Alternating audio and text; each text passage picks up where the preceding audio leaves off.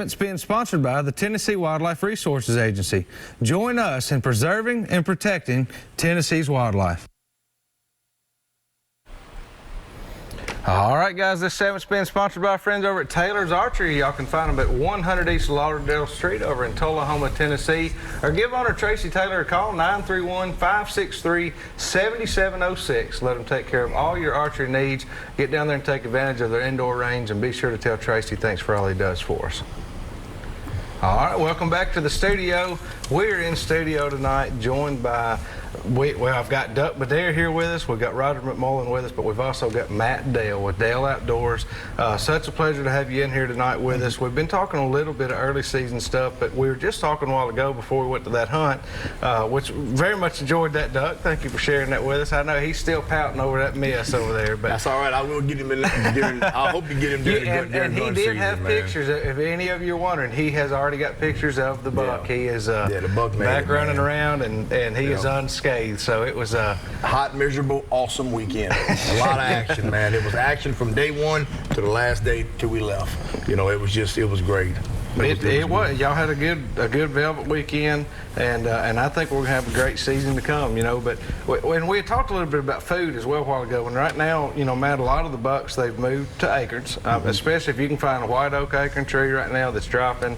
Man, you know, get in there, get around it. But there's some other foods that are major attractors for deer. And I was telling you, Roger, I had some deer. I was filming with my son the other day, and they were 10 yards from us. We were hunting on the ground, and we were watching them. They were eating persimmons, and they were so close you could hear that doe smacking those persimmons. But those deer, I have watched them come out of the woods 400 and 500 yards away and make their way across that field to come under that persimmon tree and see if there's any persimmons under it. So if you have a persimmon producing right now, a great place to be right now. And even if you're under it and you don't see them, you better make sure you look up the tree, because if you see a bunch of them up in the tree and you don't see them on the ground, that's a good thing. I mean, because they just sweep them up like a vacuum cleaner. But some other things you might look for, I love honeysuckle. If I can find honeysuckle on a tree road or something right now, you know, something else they really like to come to. But there's a lot of different foods like that right now that they're after. I'm sure I'm not hitting them all. Are there anything else comes to mind for you maybe that somebody might? I think standing beans too. I mean, you don't want to look standing beans. I've seen deer go right through a cornfield that's not cut and go to a bean field, like if it's side by side. Yeah. And I've seen them do that. And I think what it is, beans just, you know, it's a protein, and everything a deer does, especially a buck, if we're talking about bucks, it's leading to the rut. Yeah. Because that's their year. That's basically. That's what everything revolves around. Everything works. You know, everything works to the rut, which is, you know, about a month away at least. But he's got to store up that energy. He will lose a lot of pounds within 4 or 5 weeks that he's out there chasing. And I mean, so he's storing up all that right now.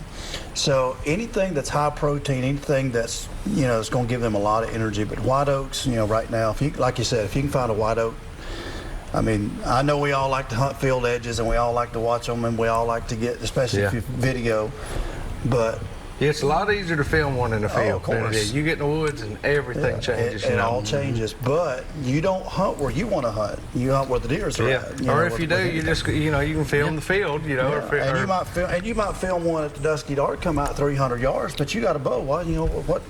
What? So you saying that with the deer are going to sit there and eat all that up to burn that energy and lose all that weight during the rut? Yeah. Maybe that's what I need to do. Go back in the rut. I might better lose a few pounds.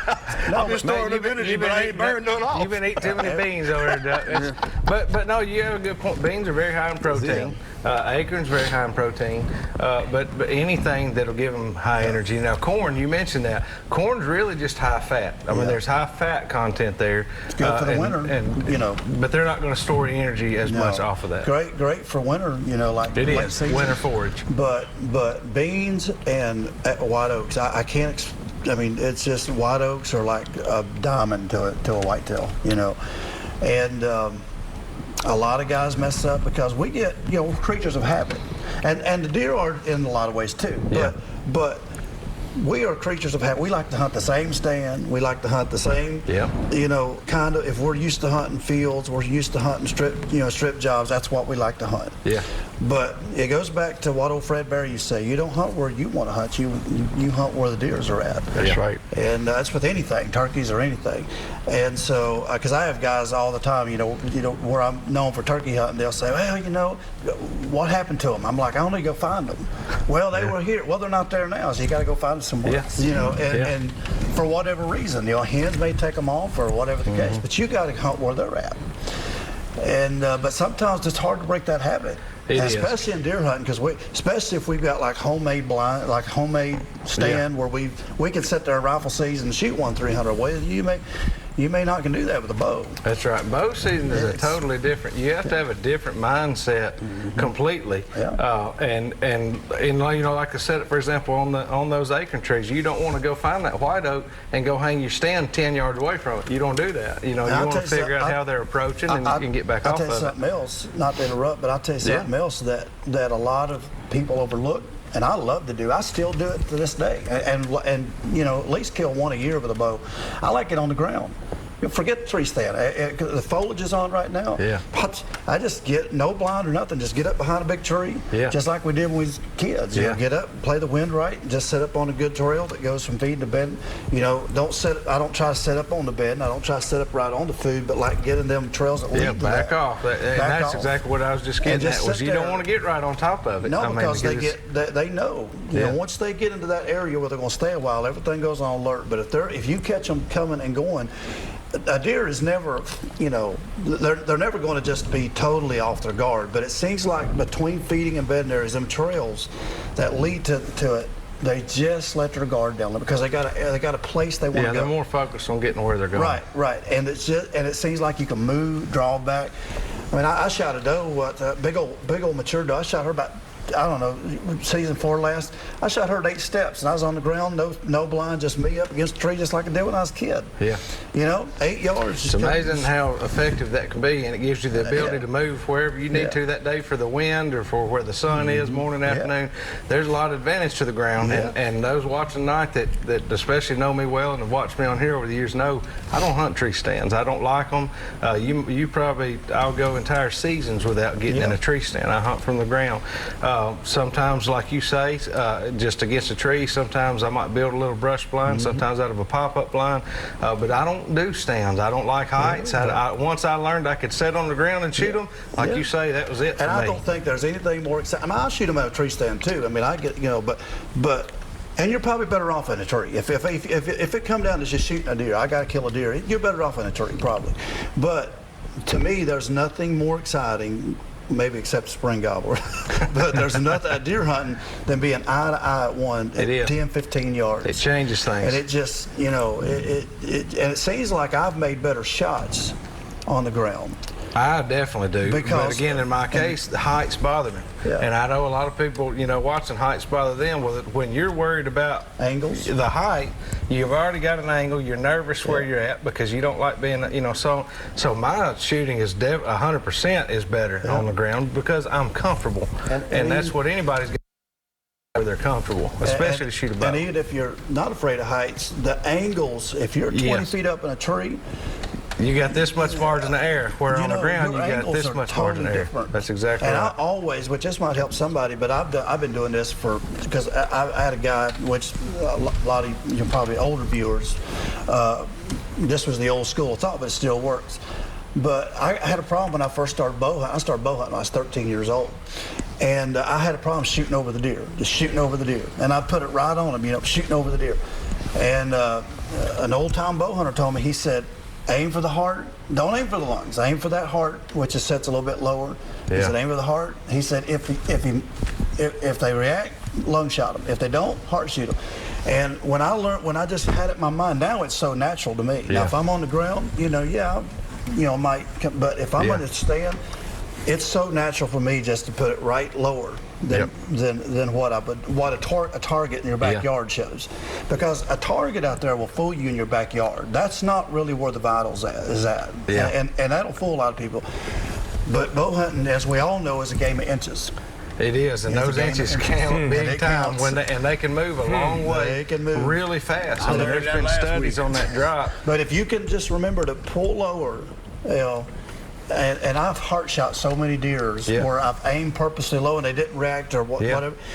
And if you heart shoot a deer, and that's so I say there's nothing wrong with that. And they then if ain't going 50 yards. You know, they pile up right in front of you, and that's what we want as bow hunters. It makes all the difference in the world. And I do the same thing even as a ground hunter. And I don't use a set. I use an adjustable pin, in other words. But point is, if that deer's at 33 yards, I will shoot it for 30.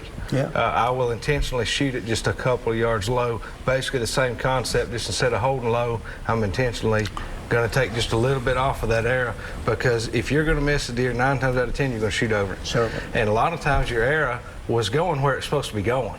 You know, and that deer, if you watch it in slow mode, now I've watched enough hunts, especially, you know, in the studio, going back and looking slow mo, a deer can drop 8-10 inches that fast. I mean, in a split second. And you're never going to get a bow fast enough. No. I mean, maybe at maybe 10 yards. Yeah, 10 yards. But when I started bow hunting, a fast bow back when I first started bow hunting was 200 feet a second. I remember when they got one of the, I think it was the Hoyt, I think it was called the Smoke, but I remember when they got it up to 230 feet a second. Oh, we thought that was buddy, great. hey, the whole, it was it took over the whole nation, because they got to 230 feet a second.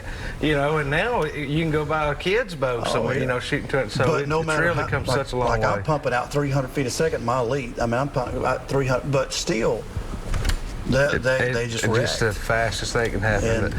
But guys, let's go over right now and do this week's tip of the week.